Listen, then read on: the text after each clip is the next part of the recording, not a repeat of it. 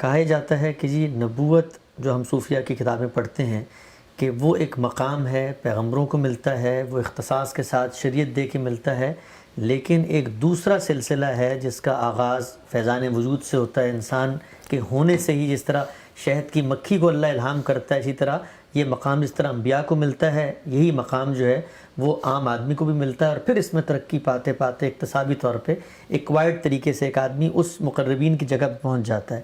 تو یہ جو تصور نبوت ہے اور اس کی جو توجیہ پیش کی جاتی ہے، اس کو قرآن مجید کسی مقام پہ قبول کرتا ہے؟ قرآن مجید نہ حدیث نہ صحابہ کرام۔ خود سوچیں کہ یہ جو نبوت عامہ کی تعبیر اختیار کی گئی ہے، یعنی یہ کیوں ضرورت پیش آئی ہے؟ کیا وجہ ہے؟ وہ تو بڑی سادہ بات تھی جو قرآن میں بیان ہوئی ہے کہ ایک جبلی وحی ہوتی ہے، وہ لفظ کا استعمال ہے، یعنی وحی یا اللہ کی طرف سے رہنمائی یہ جبلی حیثیت سے بھی ہوتی ہے، اضطراری طور پر بھی ہوتی ہے۔ یعنی یہ جو ہمارے لیے اللہ تعالیٰ نے علم کے راستے کھولے ہوئے ہیں، وہ مسیحی ہوں، وہ ہندو ہوں، کوئی ہوں، جس وقت انسان اس دنیا پر غور کرتا ہے تو آپ دیکھیں کہ سائنسدانوں کو بھی بعض اوقات ایک چیز سوجھ جاتی ہے۔ اس طرح کا مکاشفہ کو مجھے 10 مرتبہ ہوا ہوگا۔ وہ کیا ہوتا ہے؟ یعنی آپ کسی چیز پر غور کر رہے ہیں، سمجھنے کی کوشش کر رہے ہیں، اچانک معلوم ہوتا ہے کہ چیز آپ پر واضح ہو گئی۔ ہوتا ہے اس دنیا میں۔ اس کا کیا تعلق ہے اس سے؟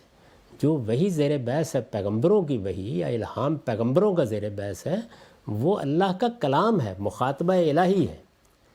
مخاطبہ الہی کی کوئی دوسری صورت اس دنیا میں موجود ہی نہیں ہے۔ وہ کبھی اکتسابی نہیں ہوتا، یعنی اس کا اکتساب کیا ہی نہیں جا سکتا۔ یوں نہیں ہے کہ آپ جد و جہد کریں گے اور اس کے نتیجے میں اللہ تعالیٰ آپ کو اس مرتبے پر فائز کر دیں گے۔ یہ منزل ہی نہیں ہے جو قرآن نے دکھائی ہے۔ نبوت محبت ربانی ہے، وہ اس طرح ملتی ہے جس طرح کہ سیدنا موسیٰ کا واقعہ قرآن نے بیان کیا ہے۔ یعنی سردی کا موسم ہے، رات کا وقت ہے، کوئی خواب و خیال میں بھی نہیں ہے، اچانک آواز آتی ہے اور کہا جاتا ہے یہ ذمہ داری دے دی گئی ہے۔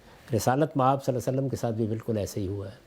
تو یہ نبوت جو ہے وہ اللہ کی طرف سے دیے جانے والا ایک منصب ہے۔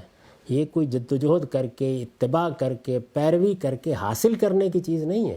یہ قرآن کے لیے بالکل اجنبی چیز ہے، یہ کہ ایک تابع کی حیثیت سے آپ کو نبوت ملے، امتی کی حیثیت سے نبوت ملے۔ کیا چیز ہوتی ہے؟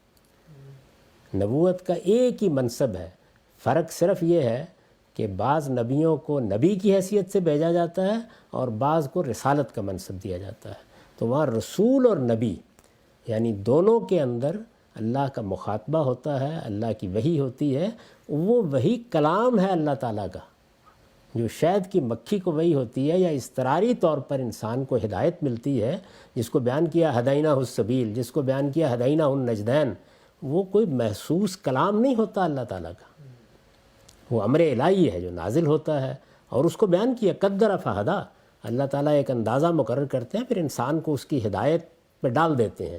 اس میں بھی اللہ تعالیٰ کی طرف سے رہنمائی ہوتی رہتی ہے، لیکن وہ غیر محسوس ہوتی ہے۔ اور اگر کسی موقع پر کوئی خواب یا رویا دکھایا جاتا ہے تو اس کی نوعیت بھی ہوتی ہے کہ وہ تعبیر کا محتاج ہوتا ہے، اس میں کوئی براہ راست بات نہیں کی جاتی۔ پیغمبروں کے رویا کا معاملہ بھی یہی ہوتا ہے۔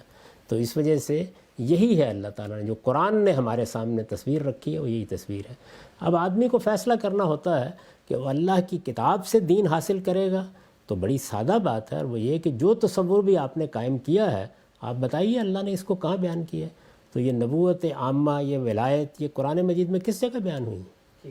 قرآن مجید من البدایہ الی النہایہ، الحمد سے ناس تک ان تصورات سے بالکل خالی ہے۔ وہاں نبوت کی ایک ہی صورت ہے، اللہ کی مخاطبت، اس منصب پر فائز کرنا، اسی کے لیے وحی آتی ہے، اور پیغمبروں کا یہ سلسلہ محمد الرسول اللہ صلی اللہ علیہ وسلم پر ختم کر کے مہر لگا دی گئی۔